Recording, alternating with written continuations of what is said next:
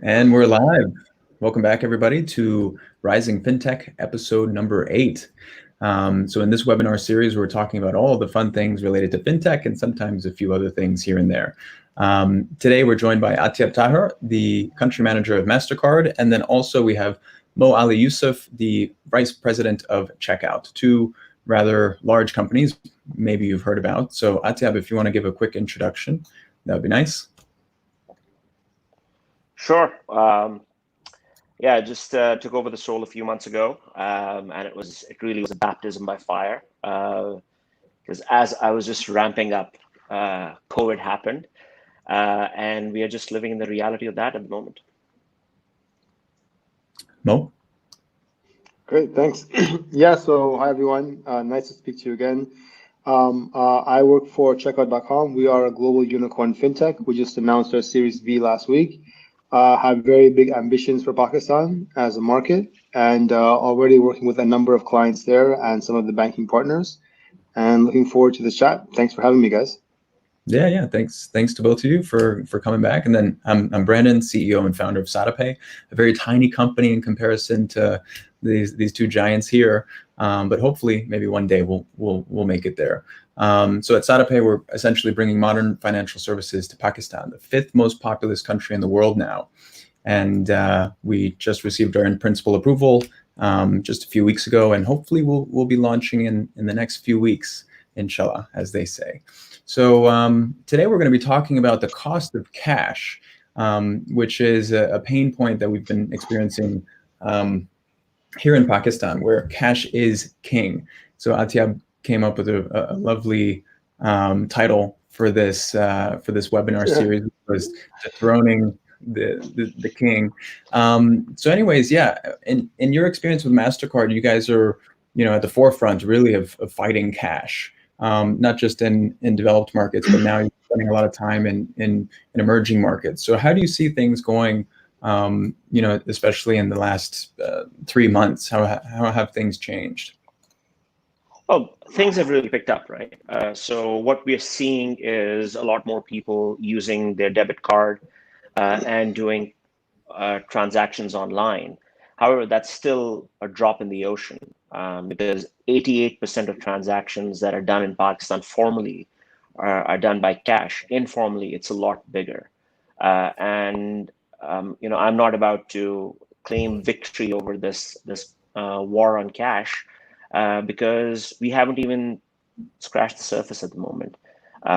We're doing a minuscule amount of transactions. A lot of the transactions that are still done on card are primarily ATM transactions. So somebody who has a debit card goes to an ATM, pulls money out, and then uses it for whatever. And that's where we lose track of what they're doing. That prevents us from offering the kinds of services that would be more contextual to them and that would be customized to their needs. And it also prevents us from understanding what the different use cases for money are in a country. But in the last 3 months, we've seen e-commerce pick up. We've seen people using more cards at the ATM. So the signs are very encouraging, not just in Pakistan, but also globally. Globally, wherever we have seen contactless markets enabled, there's a sharp rise in contactless payments. In some markets, as much as 70% increase in contactless has been seen. And we expect to see similar traction in Pakistan when we introduce contactless here. Yeah. So, and then in line with e-commerce, I think we can pass that over to Mo because, of course, everybody's been talking about the rise of e-commerce over the last, however many years. But I guess it was in the United States, there was like a 17% increase in the last few weeks in comparison to, all these past years of growing the e-commerce sector. So Mo, what are you seeing as of recent with e-commerce? You guys have been getting a lot of attention. You had a big Series B round, largest Series B I've ever seen in my life. Tell me about that. Yeah, it was great. I think a lot of it's driven by COVID-19 and some of the different trends we're seeing. I think from the merchant perspective in Pakistan specifically, there's been a lot of merchants who are talking to us more about trying to encourage the use of digital payments. I think that merchants are starting to realize that when you do use a card-based payment, some sort of other digital payment, there is a better chance to actually get the customer to come back. Lifetime value increases. There's a lot more data also that you can capture and that you can use. And so I think there's this really fast appreciation of digital payments that I'm seeing from many of the different e-commerce merchants that we're talking to. I think on sort of the consumer side, obviously there's been a lot of fear these days about using cash and passing around cash and stuff as well. So I think that that's also what's kind of been driving this really fast shift. I don't have any numbers specific to Pakistan, but definitely many of the merchant partners that we have in Saudi and Dubai, etc., all of them are talking about like 60, 70, 80% increase in the amount of digital payments versus cash. I think as you know, as you guys just mentioned, cash is definitely still king.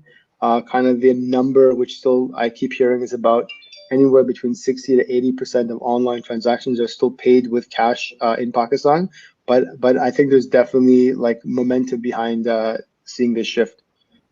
Yeah. And as far as Pakistan specifically, a stat that I recently heard in the last week, I think, was Kareem sees 98% of all transactions still coming through as cash for Pakistan, as I understand. Please correct me if I'm wrong. And maybe Mo, you guys are working with them in some markets. I can't recall. But yeah, so when it comes to these merchants, or you have the chicken and egg problem. The merchants want to, of course, sell goods, but do they want to sell goods using digital payments? How many people want to pay with digital? They'd rather hand a rupee to someone. So is it that we need to enable digitization of payments on the issuing side with the customers, or do we need to focus more on the acceptance side with the merchants? Where do you see that? And Mo, where do you see we can do better? Yeah, I think it's a chicken and the egg type of situation, right? So I think first and foremost, I know that Atyab may not agree with me, but I think the cash on delivery isn't necessarily a bad thing, and I don't think that we're completely going to remove it. I think it's actually a necessary requirement in order to get customers to actually trust e-commerce. I think that when customers shop online, it's so much about trust, and first getting them to actually trust to buy a good from a retailer that's not in front of them, and then getting them to actually trust to make a digital payment. And I think that if cash on delivery can be used to actually create or to create that first level of trust where customers are comfortable with buying something online, and then you can get to kind of that second level of trust, which is getting them to make a digital payment. So I don't think it's necessarily a bad thing. And I really think it's a ecosystem problem, right? So I think that definitely we do have to look at getting more consumers to use online payments or to be within some sort of digital payment framework, whether that be a mobile wallet, whether that be a bank customer with a credit card or a debit card, prepaid card. I think also merchants really have to encourage the preference of digital payment versus cash. Yeah. So I think that can lead us into the actual cost of cash. So how do we help merchants understand the cost of cash and maybe to help nudge them towards the digital payments so that they ask for that as a preference from their customers. So Atyab, where do you see that going? Cost of cash and kind of educating those merchants.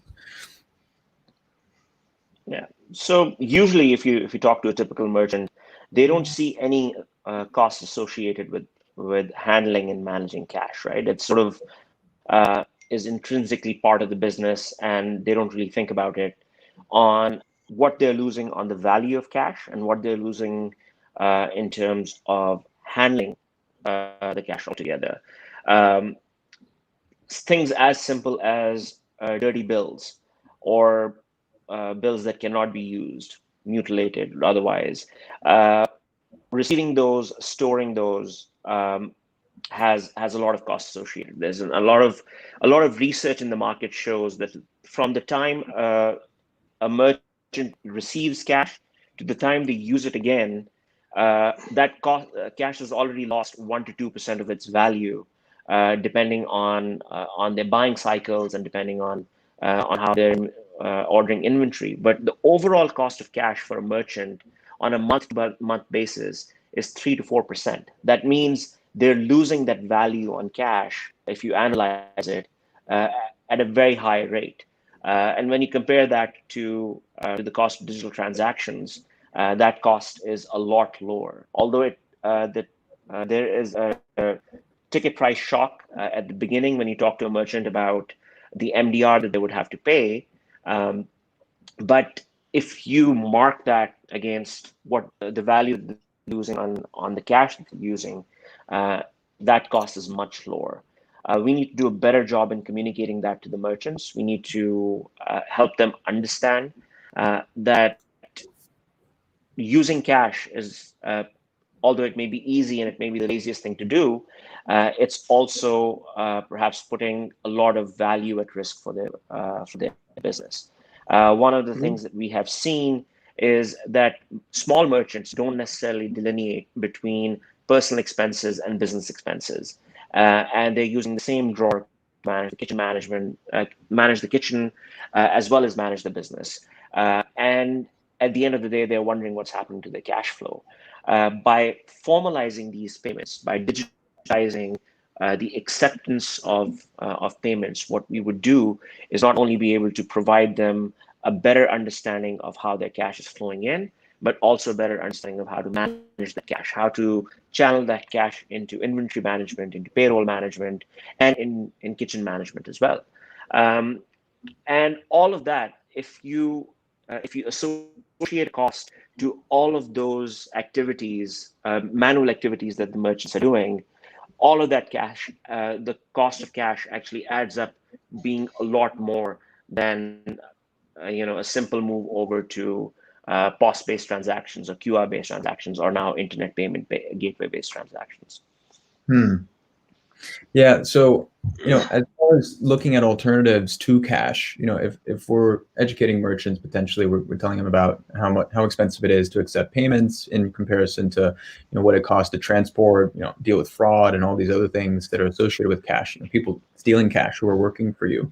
What are the alternatives that might be exciting? Because at first glance, we think okay, there's credit cards and debit cards, but I know Checkout's doing a lot of interesting things with new kinds of payment methods. So what do you see maybe becoming more attractive to merchants over time? And does it end up including other kinds of payment instruments where maybe the payment is over time, where it's sort of like credit, so point of sale lending? How do we move away from cash? What do you see being exciting? Yeah, so I think first of all, we do support obviously Mastercard and some of the other payment schemes out there, and that's definitely my preference. It's not only about the payment method, but also the whole governance structure in terms of having a very clear process for refunds, for chargebacks, for consumer protection. There's a lot of other intrinsic benefits that come through a card payments that some of the other payment systems don't actually offer today. However, Checkout does support a number of third-party payments, including PayPal, Alipay, Apple Pay, and a bunch of different things, right? So I think it's really about offering consumers choice at the point of checkout, but really ensuring that whatever payment method we actually onboard is one that still gives the consumer some sort of ease and benefit of payment, and it's not just about having distribution. So I think that's something we're looking at. In terms of the buy now, pay later schemes, I think you're talking about, Checkout's a partner of Klarna in actually a few different countries. We're looking at different options for Middle East and Pakistan. And typically what these do is these actually create affordability, right? And they also create the ability for a customer to actually receive a physical good and to actually test it out before committing to make that payment. So they don't have that fear of making a digital payment upfront and then not having any recourse if they actually don't like it. There's quite a few startups that we're talking to and fintechs that we're talking to. They basically allow the consumer to make a payment through this platform, and then they can complete the purchase for a very small fee after 15, 30, 45, or 60 days. And so they have a small period to actually try out whatever they're buying. And I think it's a bit about trust, and it's also a bit about giving the customer a little bit more time until they receive their next paycheck or their next salary and those kinds of things. But it really adds a lot of flexibility for the end consumer.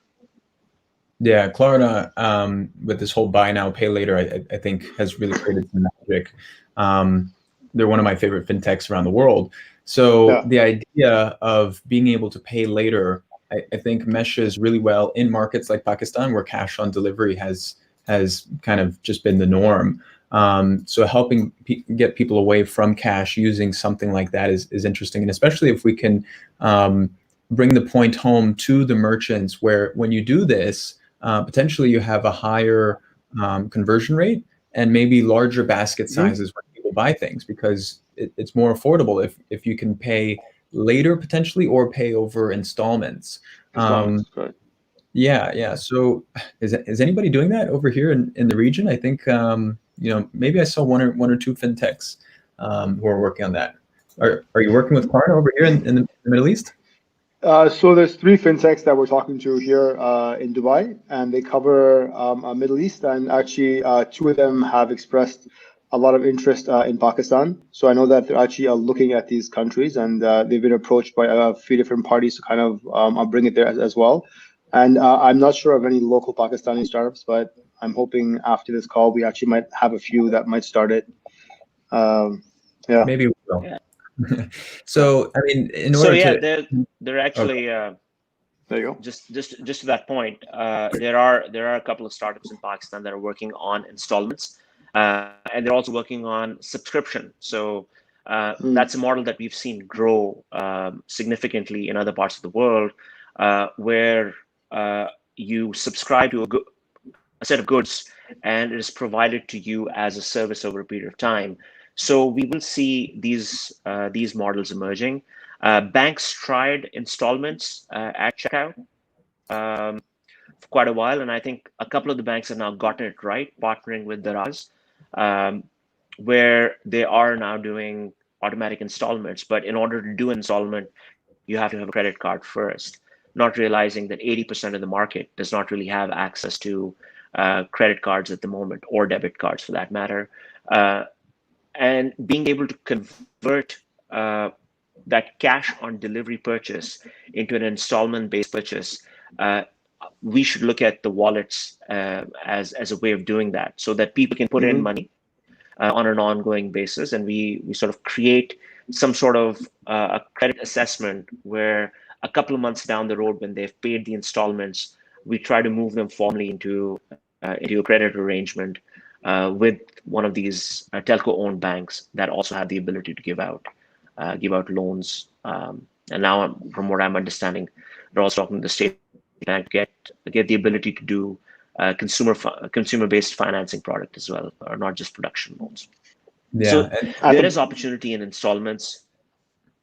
But let alone the requirement for, credit. So as we move away from cash, we have benefits of becoming documented, right? So you have all of these merchants who are having recorded transactions. You have consumers who have recorded transactions, and maybe their cash flow looks like on both sides, consumers and merchants. So do those benefits of being able to extend credit become exciting for merchants? What are the other benefits of becoming documented and moving away from cash? Atyab, you can run with this one. So, we did this in a past life when I was working with the microfinance bank. We actually extended credit to merchants based on the number of transactions they were doing on our platform. We had a branchless banking platform, and these merchants happened to be our agents as well. And based on the transactions we were doing, we were able to give them a line of credit. A lot of these merchants didn't necessarily need a line of credit, but the moment they got it, they went out and started used that in expanding their business, bought more inventory, hired more people, and became a catalyst for economic activity in their particular area.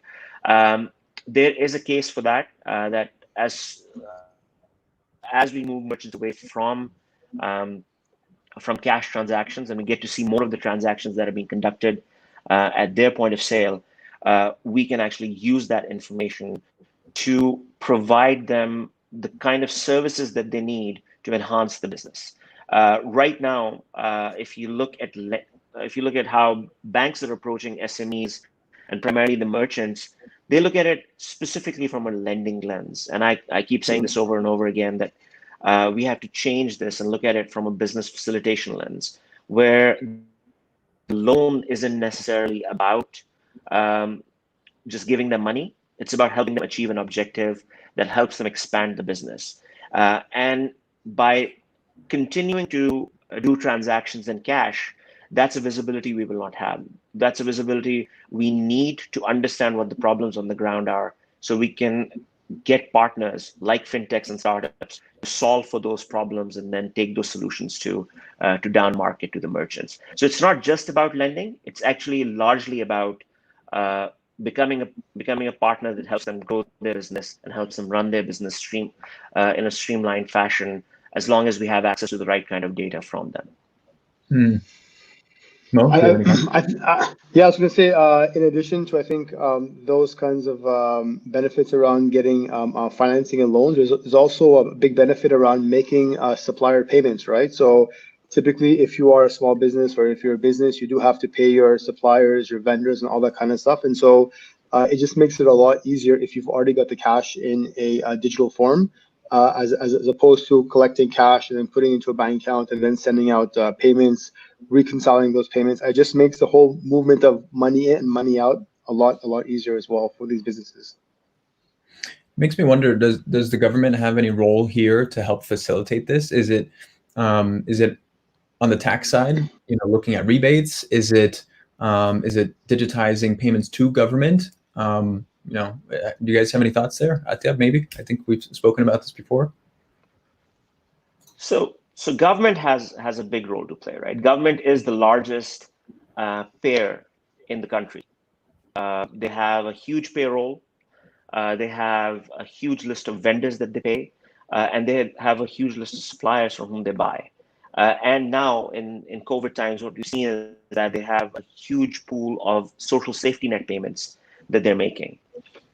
So unless the government moves towards paying their suppliers and vendors digitally, collecting the taxes, collecting the fines digitally, and really forcing individuals and businesses to move away from paying the government in cash, we will not see a sea change in the market. The government can drive it. Government also, by the way, works in the private sector through their public-private partnerships. So utility companies primarily are an example. And if you see out of the 98 million bills that are generated in the country every month, a large majority of them, nearly 85% of them, are still paid in cash at the counter. So for the government to mandate utility companies to not take cash payments at the counter, and to pay their taxes digitally, which, by the way, happens, right? There's no utility company that goes and deposits buckets of cash to the exchequer. They're doing it digitally. They just need to take it to the last mile and have this idea of non-cash payments permeate throughout. The government program that was run, the social safety net program, it was a great program. There were large digital components to it, but the last mile of cash delivery to the beneficiary was done in cash.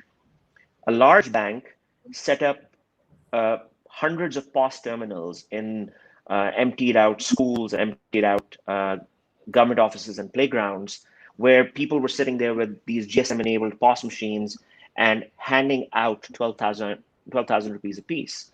If a wallet had been linked to the national identity card, because the registration for these social safety net payments was done through using the national identity card. So if wallet had been linked to the national identity card, the government could have just dispersed the money in the wallet, which could have been used either at a POS machine through a card, or could have been withdrawn from an ATM, and there wouldn't have been a need to set up this network of POS machines and force people to have this human interaction to get that cash at the end of the day. And I understand that there was a haste to get that money out, so there wasn't enough time to set up that infrastructure. But I think for future cases, when a large set of social safety net payments has to be done, the government really needs to think this through and figure out how they can digitally disperse the money rather than doing the last mile in cash. Yeah. Interesting. I mean, when we look to other markets, what can we learn? So, I mean, Mo's maybe best qualified to answer this, but what can we learn from the other markets where, maybe in the Middle East, we've seen a lot more success overcoming the reliance on cash? And what do you think has been working really well? Yeah, so in my previous role working at a payment scheme, there was a lot of work that was done in terms of helping MENA governments actually do disbursements to citizens. And a lot of these disbursements, as you were just mentioning, were done to prepaid cards, to debit cards, etc., which then automatically digitizes the way that the customer makes the actual purchase, and then it's really about encouraging these citizens to actually use the card at the actual point of sale, as opposed to going to the ATM machine and withdrawing cash. And definitely, there's a lot of stuff that international payment schemes are doing to really kind of make sure that the actual cost benefit does make sense, and it really kind of streamlines the full end-to-end disbursement of cash. So there's a lot of stuff happening in Egypt, in Morocco, and Tunisia that we've seen. In the U.S. also, I think in terms of right now with COVID-19, I think that the government's actually leveraging a lot of payment schemes and payment systems to actually do digital disbursements as opposed to cash-based disbursements. Yeah, it is really such a huge challenge. Even if you digitize the cash disbursement, then you have a challenge where people just want to take it all out in cash. And one of the things that we're doing at SadaPay is we want to enable free ATM withdrawals, where we will cover 3 free ATM withdrawals every month. I would love for it to be unlimited, but let's see how it goes with 3 per month. And the idea there is that you don't have friction to take cash out. So it's not as if you receive some sort of disbursement, whether it's payroll or a remittance or something, and then you feel as if, oh, I have to take all of it out now because maybe it's difficult to get access to later, or I don't want to pay more fees later. So we think maybe if we can reduce or eliminate ATM fees, then there would be less friction for someone to keep money on a wallet and then potentially use the funds on the wallet for digital transactions in the future. So Atyab, in your opinion, if we have more, digital currency, I guess, available, what are the major use cases that we need to push for using those, those digital funds, and where do you think we're lacking? So is it point of sale? Are we looking at supporting digital transactions through debit cards or contactless? What are you betting on? I think before we talk about form factors, it's important to discuss that for a country of 220 million people, and with nearly 60 million cards in the market, we don't have enough acceptance points. We only have 40,000 POS machines, maybe 60,000 POS machines, but only 40 are active. The use cases aren't there. You can go to a tier 1 or tier 2 store and perhaps use a POS machine in a tier 1 city. But the moment you get out of Karachi, Lahore, Islamabad, and you get to smaller cities, you would probably find 1/10 of the POS population that you would find in larger cities. We haven't made it down to tier 2, tier 3, tier 4 cities, and even to tier 3 and tier 4 merchants in larger cities with acceptance points. The use cases that would drive digital adoption would be everyday uses, grocery, pharmacy, not the fancy restaurants, not the quick service fast food restaurants, but the daily use restaurants where people go to buy their daily bread, or are doing less sub $1 transactions. So getting this down to the point where access is easier. Right now, even if somebody wanted to use a QR code to buy roti at a tandoor, they wouldn't be able to, because out of the 20,000 tandoors that exist in Pakistan, I think that's a much lower number than what exists, but out of 20,000 documented tandoors that exist in Pakistan, you probably don't even have 500 that are equipped with a QR or a POS machine. So building acceptance at everyday usage points. A mobile top-up is a great use case for digital adoption, and we've already seen that. More so in COVID, but even before COVID, the moment telcos started pushing mobile top-up on their own apps and through the apps that banks have created, we saw a big shift away from people buying those little scratch cards, and for them to start to move to digital ways of topping up their mobile. Similarly, I think utility bills are a great use case to build acceptance of digital. School fees are a tremendous case to build digital adoption.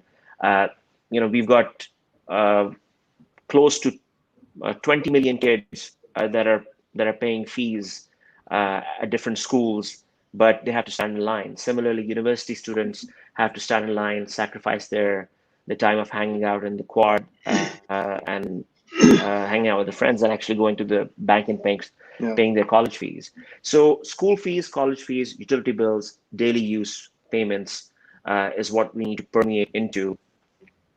And then to your point, yes, making ATM free of charge helps, but that also encourages cash usage.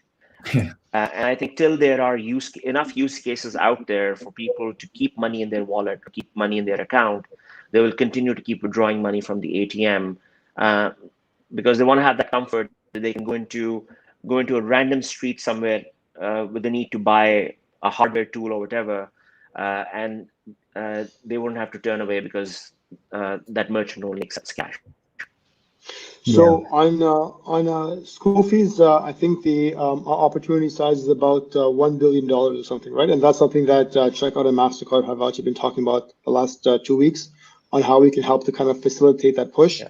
But in terms of the POS devices, isn't there a new target set by State Bank of a few 100,000 POSs in market within the next year?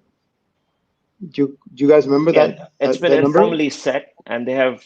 Yeah, that's been informally set, and they have communicated that to the acquirers in the market that they would like to see nearly 400,000 machines in the market, and now acquirers are scrambling to get there.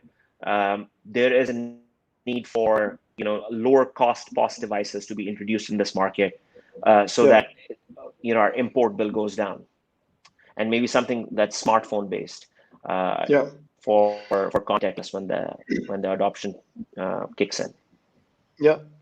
So checkout.com, just to kind of plug us for a second, is actually doing a smartphone-based POS device that we're doing a pilot with Mastercard and the schemes right now, and we're looking for a commercial launch later on this year. And we can basically turn anybody's phone into a device that can accept a contactless payment. So I think that might be another way to kind of help to push this forward.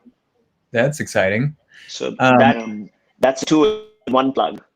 That's a Checkout and Mastercard plug. There you go. Wow. So that's interesting. So I mean, for this innovation, let's say Softpasses are still pretty new here in Pakistan. For innovation to diffuse through a society, it has to be a few things. One of those things is has to be compatible. And cash is still king, and it will still reign as king probably for another few years at a minimum here in Pakistan. So Mo, when it comes to a Softpass working in a place like Pakistan, obviously it needs to be compatible with cash. It needs to be compatible with existing user behaviors. How do you see the Softpass rolling out here? Does it have to be free? You got to give it away to everybody and then make up on revenues elsewhere. How do you become compatible? Because people might be scared of this, and you need to fit in somehow.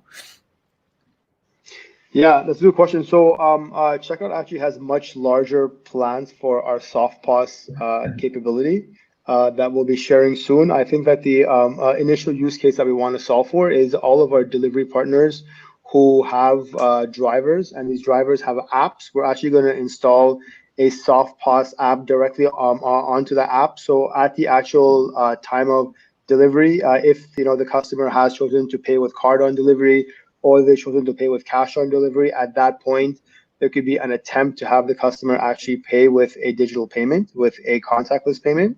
And then probably one of the coolest features that we're doing with this is that the moment that a customer does a contactless payment, we're actually going to tokenize that card. So the next time the customer goes back into that merchant's app, they've actually got that card tokenized. And so they can make a prepayment online, and they don't have to worry about actually typing in their card details and getting over that trust factor.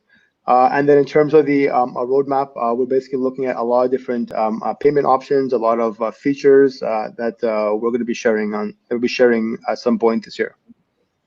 Well, we still can't forget about e-commerce, because even now, in a time when people don't want, we're supposed to be socially distanced, and maybe we shouldn't be going to shops and buying things as much as we used to. What about all these merchants who sell goods? They're losing footfall. How do we get them online so that they can transact either with their existing customer base, loyal people who maybe regularly come in? How do we hook them up to local logistics infrastructure where we can get someone like Baikia to come and deliver goods? How do we go from offline to online for these cash-based merchants? Yeah, so actually, that's a trend we're seeing in Saudi and UAE a lot over the last 3 months. We've had a huge number of traditional retailers, offline merchants, who now want to start to sell online.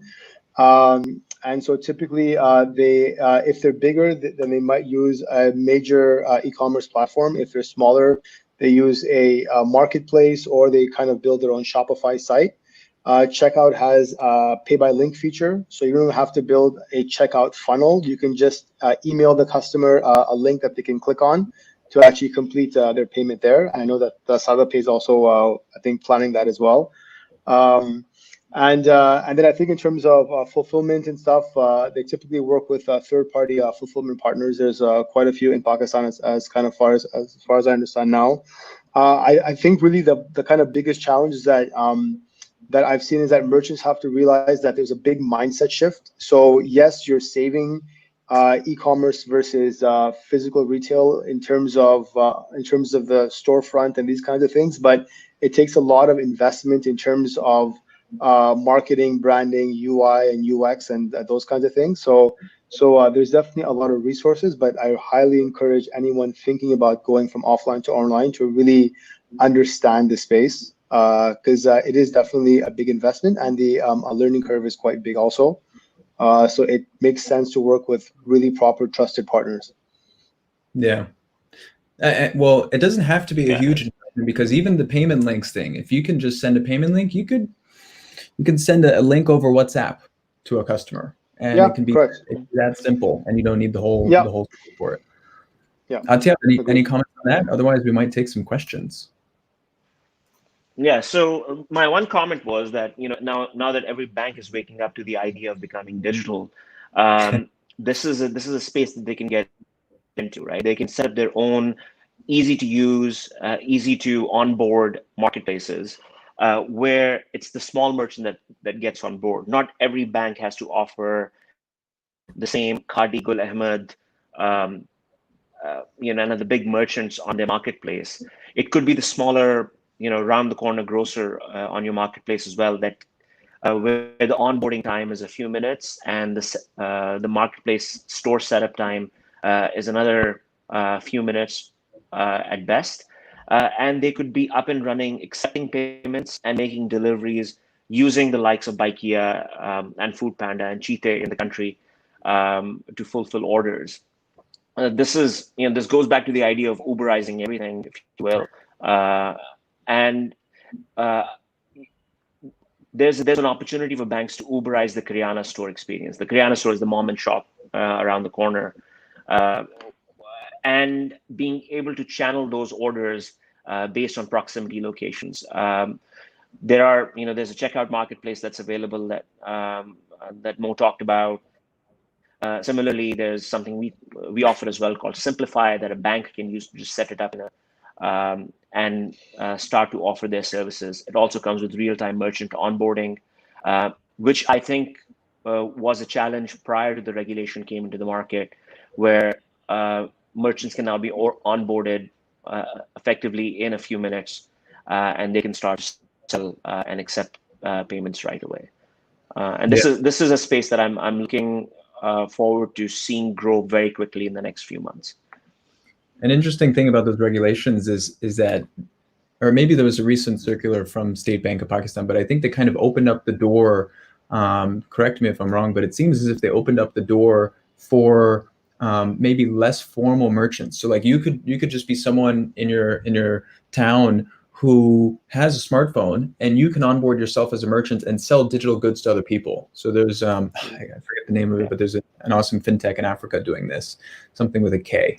But for people in your area who maybe don't have smartphones, you can collect cash from them, and then you can sell them digital goods. So does it take feet on the ground, like a real army of people, to go out and onboard all of these merchants to get Softpass solutions? Or is it too early to digitally onboard so many people? Maybe you really need that interaction in person to really sell and convince that merchant. Mo, how do you feel about that? Yeah, that's a good question. I think really it's going to be driven by the regulator, as we've seen in Saudi Arabia, where they're really forcing every merchant to be able to accept a digital payment. And also, I think that consumers, as we've seen here in Dubai and the UAE, whereby consumers really are demanding to pay with their phones or with their cards. And I think that merchants have to just be ready for that. I've been in many cases in stores in Dubai whereby the consumers actually get frustrated if the actual merchant does not accept a digital payment, just because no one carries cash anymore. So I think it'll be these two enablers that's really gonna start to move the market.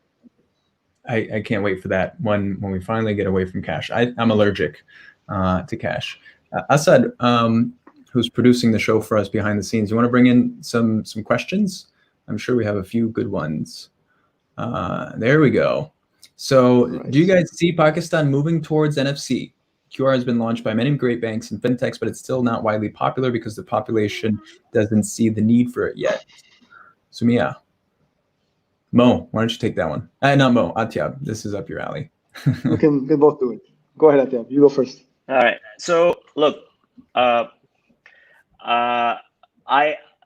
been saying this a lot lately, right? And I think even I had a post on LinkedIn about it, that QR, we got off on the wrong foot with QR. We positioned QR as a redemptive tool in the market rather than a mode of transaction. And despite having nearly 200,000 merchants in the market that have a QR displayed, the amount of transactions we are seeing without discounts and without any special offers is abysmally low. Until there is an offer to go to a fast food restaurant to get a fancy burger for a quarter of the price, you don't really see market movement. This goes back to the idea of use cases. If we had positioned use cases, if we had positioned QR at the grocery stores and at daily use outlets, we would see different results. That's how it was different from how it was done in China to how it was done in Pakistan, where we focused on fancy outlets rather than daily usage. I do see us leapfrogging to contactless very quickly.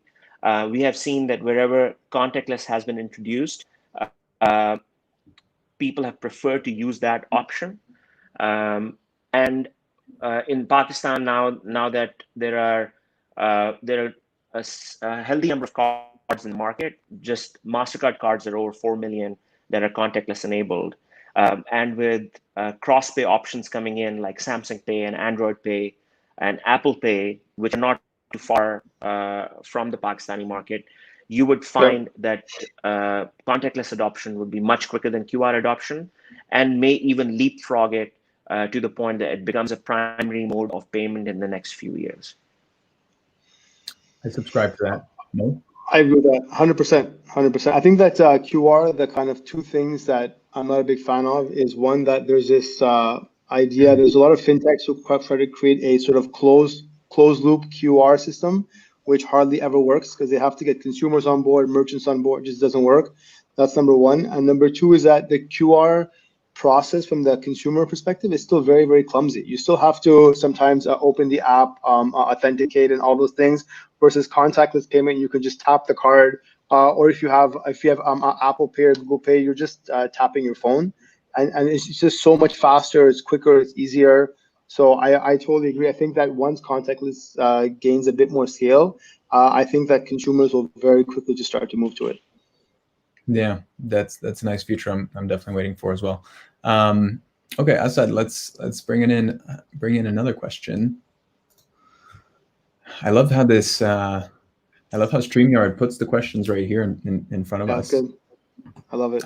Unfortunately, I'm not controlling this. Asad's behind the scenes trying to manage the questions. So anyways, I think I saw another question about FBR, talking about tax, maybe the tax incentives to merchants. You know, is that going to have enough of an impact to be a tipping point for us? If we are able to offer some kind of tax rebate, because the freelancer, there, you found it. Okay, so the freelancers ended up getting a tax holiday for 5 years. So is that the tipping point for Pakistan, where FBR comes in and offers enough incentives where it makes sense for merchants to come and try these digital payments? Who wants that one? Atyab? Oh, you want to take it? Sorry? I mean, I think this is a big deal. This is a really, really big deal. Have you guys heard of any news on the horizon from FBR? I've been hearing. I haven't seen anything though. So look, incentivizing merchants is great, and I think that's going to bring in a lot of these B2B payments. We saw a big fight last year where there was where merchants were not willing to give out a copy of their CNIC on a transaction above a certain threshold. I think that has also been resolved. That threshold has been revised as well. And whether we like it or not, as a society, paying taxes is a responsibility. So we should take advantage of the tax holiday that FBR has given. Try to get on board as merchants to start to track some of these transactions. Maybe even for a certain size of merchants, maybe volunteer to integrate the POS machine with FBR's records for greater transparency, and go back to the FBR to vie for tax breaks on digital payments. We saw that in the budget this year, where POS machine transactions had a lower tax associated with it. I'm expecting to see higher transactions with that. I do believe that the government needs to do a bit more to engage smaller merchants and maybe give them some sort of a fixed tax for the next few years till they're ready to move their inventory onto a tax-based system. A tax holiday for freelancers is great because they are generating a lot of money, especially a lot of foreign exchange. and bringing that money to Pakistan tax-free would help us not only improve our software and service exports, but it'll also help the digital ecosystem in Pakistan. Because as long as that money stays in the wallet and gets circulated and is being used at POS machines and on the internet for purchases, the better it would be to formalize that money in our system. Yeah, I think this is maybe one of the single most important things the government could do, give some tax breaks, because as you facilitate more digital payments, you have more documentation of the economy, which leads to access to credit and faster growth. And I think because of the shadow economy, you have tens of billions or hundreds of billions of dollars in unrealized market capitalization here that's up for grabs in Pakistan. So whether it's the fintechs like us or the banks that are trying to go after this, we should all be going and knocking on FBR's door nearly every day. Asad, do we have any more questions? I think we can take one more. Shaista, is that how you say this name, or did I completely mess up that one? How do you convince Kiriana got it right, man, to accept digital payments? What's in it for the Kiriana store aside from the incentives? Mo, with your Softpass solution, tell us about it. How do you convince the Kiriana store? Yeah, I mean, so I think we've already kind of touched upon this. I think there's access to credit, which they probably have a difficult time with really convincing banks about what kind of money they're actually getting. And also in terms of supplier payments, I think that's kind of second. And also if the Kiriana store has staff, or if they have people who don't actually own the place, it really helps with things like theft and loss and as well.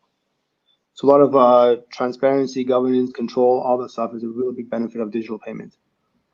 Yeah, because really, I think the cost of skimming, or what is it called? Not skimming. When what is it when you always take money from you? Skimming, yeah. It's skimming off the top. Yep. Or is that when you put a card in a POS machine that has a skimming device? Is it the same? Works both ways. Different kind of, yeah. Yeah, not good either way. Okay. Oh, we have another question. Do you think transaction limits regulations actually effective to discourage cash, or are they just a pain point for people? I think the transaction limits should be a little bit higher. I mean, even if we're fighting cash, I think the current EMI license has a low limit of 10,000 rupees per ATM withdrawal. I think that's a little low. People want access to cash. If the limits are too low, then people would rather not use digital payments because it's potentially inconvenient. Oh, they have to do 2 transactions at the ATM, or sending something to a merchant. What do you guys think about limits? Are there any benefits there? Fraud, reducing fraud. I think this is going to become front and center when contactless comes into play, right? Where if we have a per transaction limit that's too low for a tap and go, we would effectively be adding friction to the customer experience.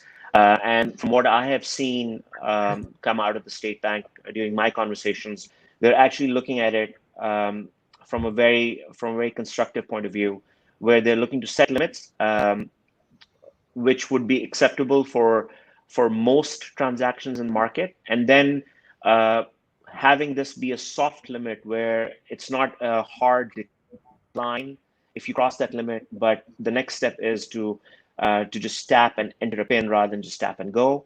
And then if you have a even higher amount of transaction, then you may have to dip the card in the device, which essentially qualifies as a hard limit. But I think they're looking at it from a graduated standpoint, where you start with the transaction limit that covers 85 to 90% of the transactions in the market.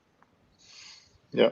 And that's the same thing that happened here in Dubai. The contactless limit was set at 300 dirhams for a long time, and during the COVID-19 era, they raised it to 500.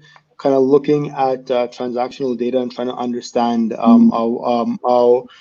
what would basically be enough given the amount of money consumers are spending at grocery stores and supermarkets and all that kind of stuff. Because obviously, the less contact the customer has to have with the POS device to enter their PIN, etc. Just is better, right? It's just safer. Yeah. Yeah. Well, I mean, we could keep going, and we have a ton of other great questions, but unfortunately, we do have to wrap this up. But gentlemen, thank you so much for joining us. For everybody who's watching, we're gonna be posting this. I think it automatically ends up on YouTube and Facebook and LinkedIn later, in case you have any friends who you think you should share this with. And then Atyab and Mo, I think, are both pretty active on LinkedIn. I'm sure you can find them both there if you want to reach out with any questions, unless you want to give out your emails, probably not. But any last words, gentlemen? Thank you very much. My email is published, so you can look it up and you'll probably find it. Thank you for the opportunity, Brandon. Mo, always a pleasure. Thank you, sir. Thank you for everyone who tuned in to listen. Okay. Thanks so much. Thanks, everyone. Thanks, Brandon. Thanks, Saturday. Cheers. Thanks. Have a good one. Thanks.